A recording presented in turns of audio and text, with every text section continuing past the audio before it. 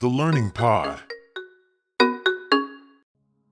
Welcome to the Learning Pod, where we delve into the depths of history, society, and culture to understand the world around us. I am Ramon. And I'm Victoria. Today's episode takes us into a significant yet often misunderstood phenomenon, the evolution of mail order brides in the Philippines, a topic that intertwines with issues of human trafficking, exploitation, and the quest for a better life.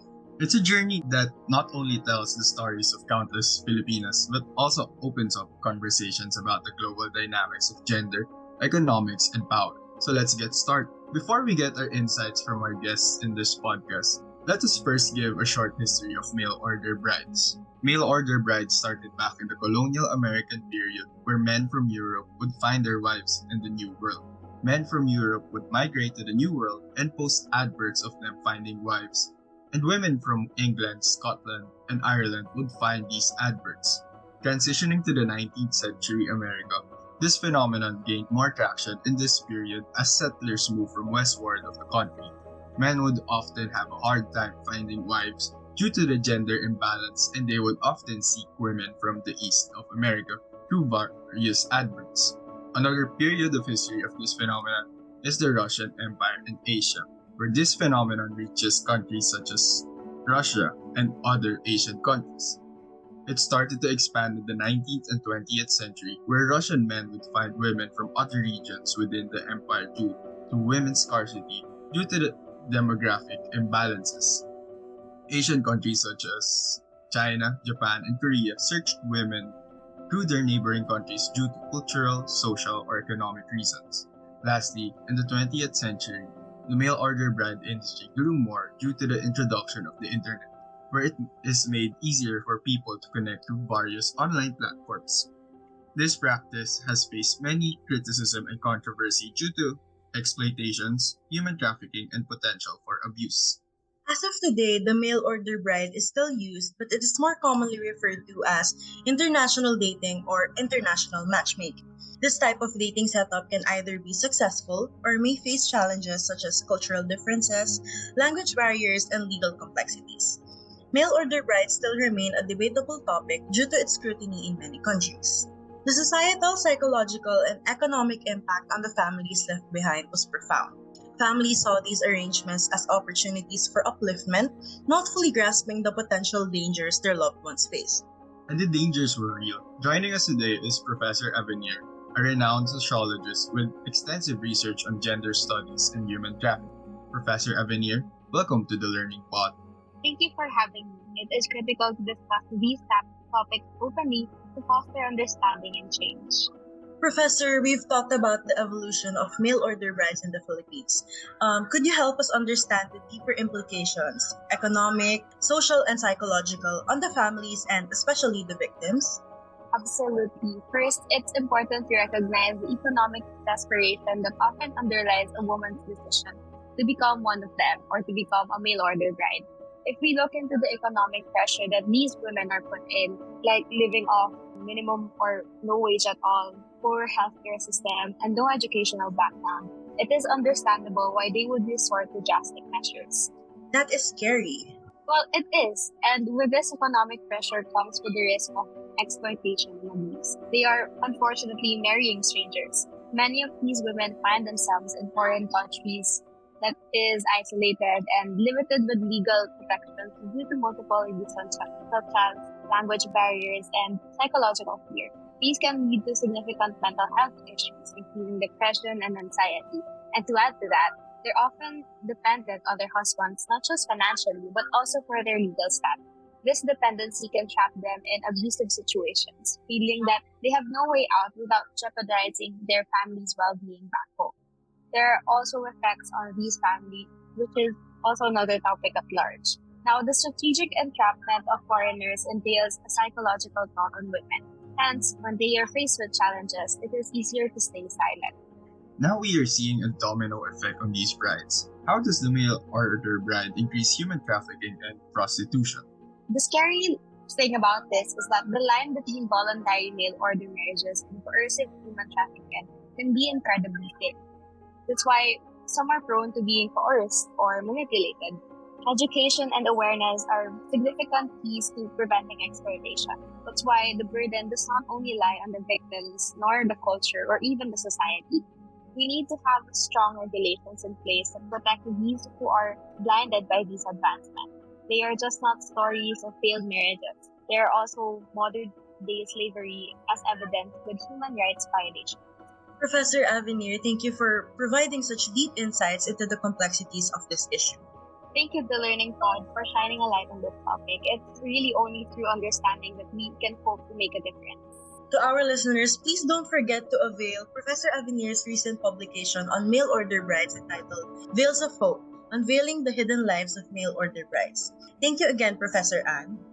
Now, after discussing the history and impacts of the mail order bride system in the Philippines, we would like to talk about two tragic cases of Filipino women who suffered in the hands of their American spouses after moving from the Philippines to the United States. We're honored to have Miss Daniel Averion with us today to tell us about the cases. Miss Averion is the Director of the Office of Migrant Worker Affairs at the Department of Foreign Affairs. Welcome to the Learning Pod. I'd like to thank you guys for extending an invite. It's important for us to discuss the real-life implications of the mail order bride system, which often leads to dire consequences for vulnerable individuals. So, could you walk us through some notable cases that highlight these risks? Sure, of course. So, two cases come to mind, and both are heartbreaking examples of the dangers that come with this practice. In 1995, Susana Blackwell, she was a pregnant Filipino mail order bride, and she was tragically killed by her husband, Timothy Blackwell. He claimed that she had deceived him into marriage for a chance to live in America. Their story ended in a horrific act of violence with Susana and her friends shot at while awaiting a marriage annulment hearing.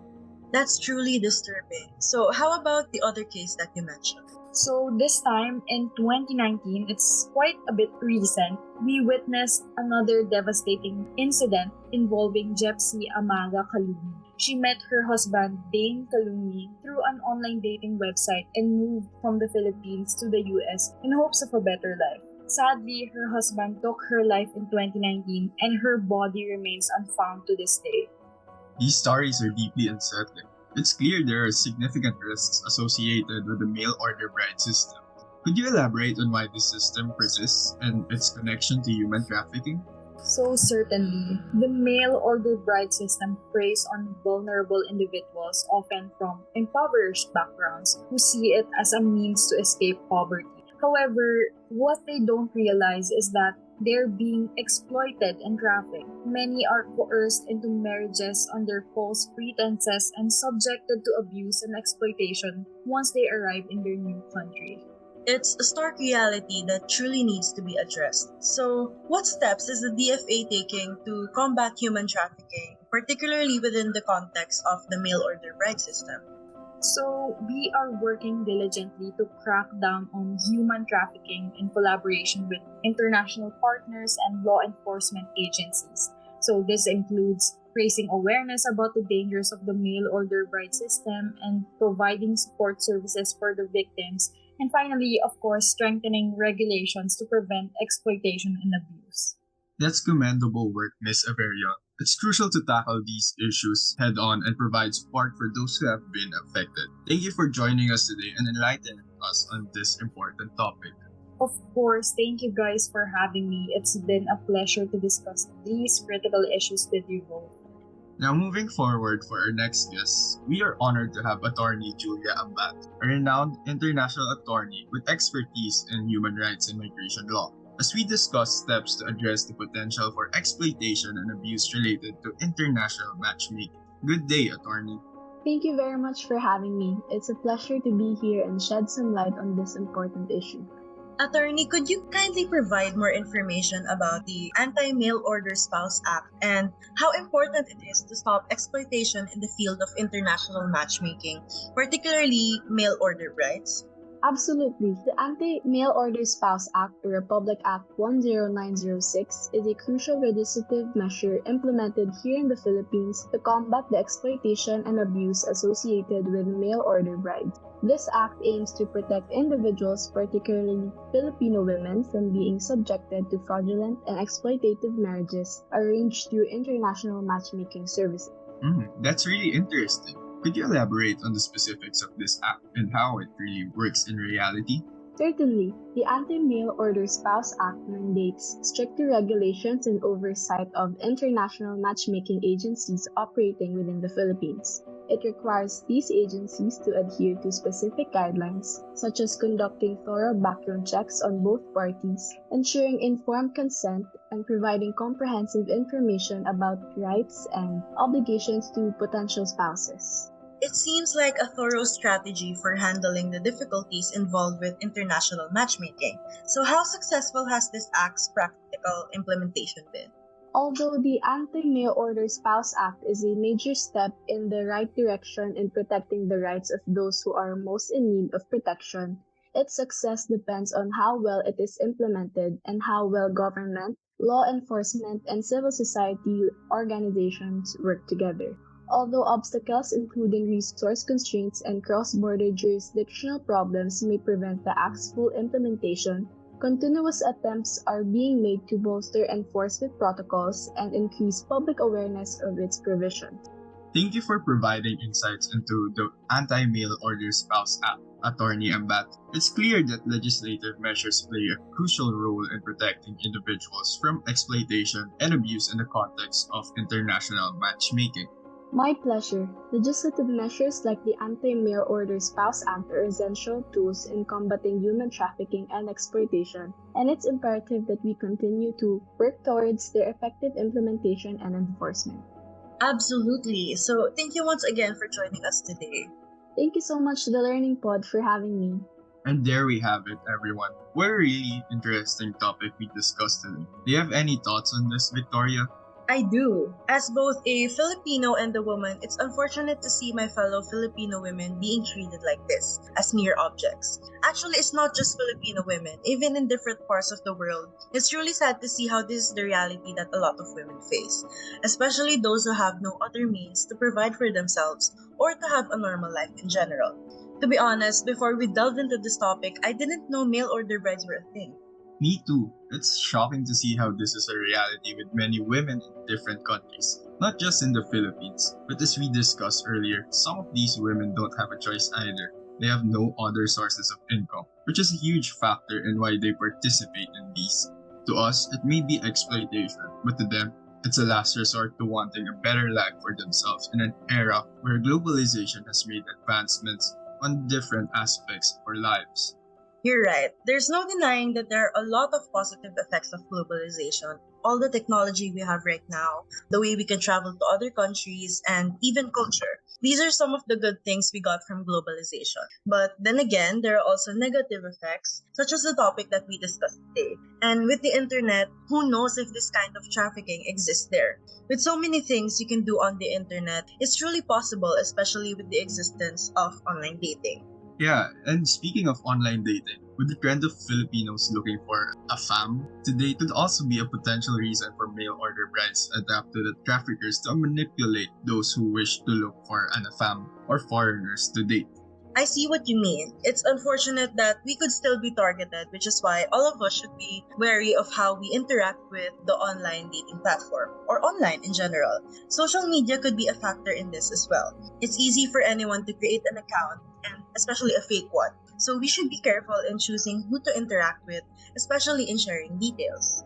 We could use social media to our advantage too in terms of raising awareness. Of course, we as students should be pioneers in raising awareness about this issue to those who have no idea about this topic.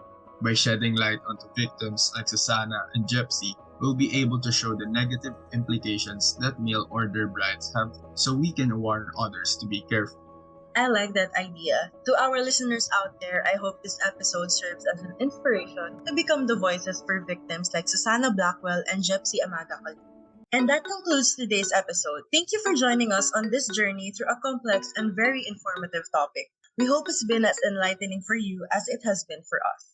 Until next time, keep questioning, keep learning, and always listen deeply. This is Ramon. And this is Victoria, signing off from the Learning Pod. Good night, take care, and we'll see you in our next episode. The Learning Pod.